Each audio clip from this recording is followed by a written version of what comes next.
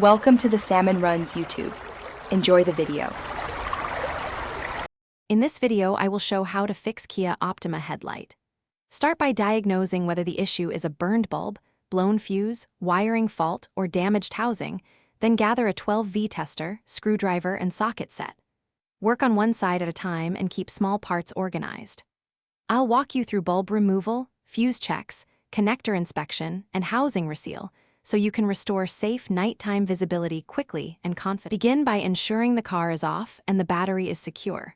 Remove the headlight access cover to reach the bulb socket, then twist the old bulb counterclockwise and pull it free. Inspect the socket for corrosion and clean with contact cleaner if needed.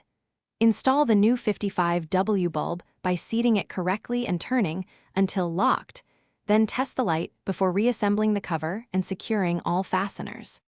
If replacing the bulb didn't help, focus on electrical checks. Use a 12V tester to confirm power at the connector and verify a good ground.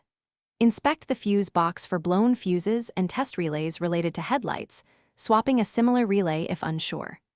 Track damaged wiring from the connector back into the harness and repair with solder and heat shrink or professional-grade connectors to restore reliable function and prevent future failures.